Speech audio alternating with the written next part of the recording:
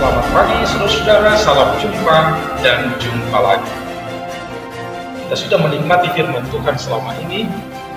Tentu banyak pengalaman suka dan duka sebagai pengalaman rohani, dan di dalamnya kita bertumbuh. Oleh karena itu saudara-saudara, kabar-kabarilah pengalaman itu agar kita bisa bersama-sama berdoa. Sebentar lagi kita akan mendengarkan firman Tuhan yang akan mendampingi kita di dalam perjalanan hidup kita untuk tetap berbahagia. Shalom, senang sekali bertemu dengan saudara dalam renungan kita pada saat ini. Sebelum kita mendengarkan renungan, mari kita bersatu dalam doa. Damai sejahtera Allah yang melampaui segala akal, kiranya memenuhi hati dan pikiranmu dalam Kristus Yesus Tuhan kita. Amin. Ya, kita akan mendengarkan pembacaan firman Tuhan.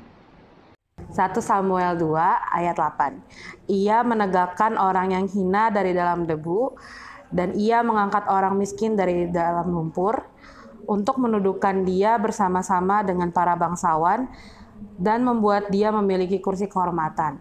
Sebab Tuhan mempunyai alas bumi, dan di atasnya ia menaruh daratan. Berbahagialah orang yang mendengar firman Tuhan dan memeliharanya. Amin. Terima kasih. Kini kita akan mendengarkan pertanyaan. Bagaimanakah sikap Tuhan terhadap kehidupan orang miskin? Terima kasih. Ya, itulah firman Tuhan sekaligus dilengkapi dengan pertanyaan mempertajam renungan kita pada saat ini. Ingat, Tuhan berpihak pada orang yang lemah. Tuhan berpihak pada orang yang kecil. Maka itu hati-hati dalam mengucapkan kata-kata kepada orang-orang kecil. Jangan sepele terhadap orang yang kecil. Jangan kita menghina orang yang sudah hina, karena Tuhan berpihak kepada mereka. Kisah firman Tuhan saat ini tentang Hana, yang mana dia betul-betul bergumul karena dia belum memiliki anak.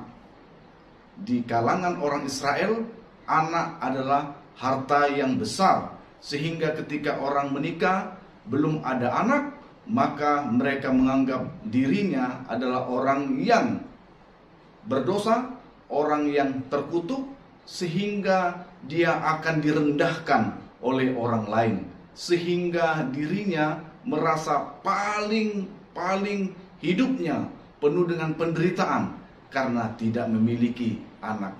Hana, ketika dia datang kepada Tuhan, dia menyerahkan diri kepada Tuhan, dia berdoa kepada Tuhan, dan menyampaikan pergumulan-pergumulannya sampai dari dalam hati yang paling dalam.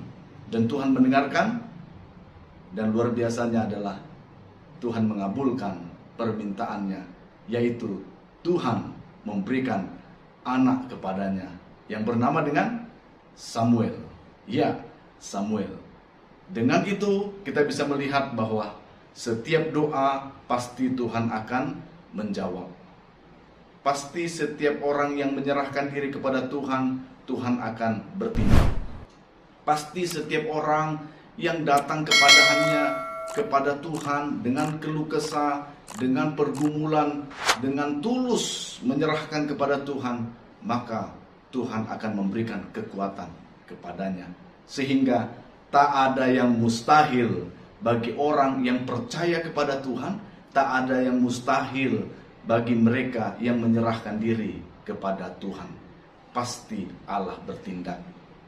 Ayat firman Tuhan hari ini, di situ dikenakan kata miskin. Di dalam Alkitab yang disebut dengan miskin adalah orang-orang yang tidak mampu, orang-orang yang tak berdaya, orang yang lemah, baik mereka yang miskin secara materi maupun rohani. Mereka tidak sanggup untuk menjalani hari-hari dan kehidupannya, sehingga ketika orang-orang miskin ini datang kepada Tuhan, maka Tuhan memberikan kekuatan dan mereka akan menang. Sehingga seperti Tuhan Yesus mengatakan dalam khotbah di bukit, Matius pasal 5, berbahagialah orang yang miskin di hadapan Allah, sebab mereka empunya kerajaan surga. Luar biasa, ya. Orang-orang yang miskin di hadapan Allah, artinya orang-orang yang tahu bahwa dirinya itu adalah hamba, adalah kecil, adalah lemah tanpa Tuhan. Makanya ketika orang datang kepada Allah dengan kemiskinan, dengan kerendahan hati, dengan mengandalkan Tuhan, dengan memposisikan diri bahwa dirinya membutuhkan Tuhan, maka Tuhan bertindak, Tuhan bekerja, Tuhan di depannya untuk mengatasi semua pergumulan demi pergumulan. Kini firman ini datang kepada kita. Apakah selama ini kita menganggap bahwa diri kita mampu menjalani hari-hari dan kehidupan kita seorang diri saja, mengandalkan kekuatan kita saja, atau kita merasa tidak memiliki apa-apa, tidak mampu melakukan apa-apa tanpa Tuhan? Pilihan ada di tangan kita. Ingat, ketika Tuhan melihat kita rendah hati, maka Dia akan meninggikan kita. Ketika Tuhan melihat kita membutuhkan Tuhan, maka Tuhan turut bekerja dalam kehidupan kita. Tapi kalau hidup kita menganggap kita bisa mampu menjalaninya sendiri tanpa Tuhan, maka Tuhan hanya memandang dan melihat, dan lihatlah bahwa kekuatan kita tidak akan bisa menumbangkan dunia ini yang penuh dengan keinginan, penuh dengan keegoisan. Kita akan takluk di dalamnya. Maka itu, datanglah kepada Tuhan, dan datang dengan ketulusan, datang dengan kerendahan hati, maka disitulah posisi kita miskin di hadapan Allah. Kita empunya kerajaan surga. Hana telah melakukannya, dan banyak orang telah melakukannya.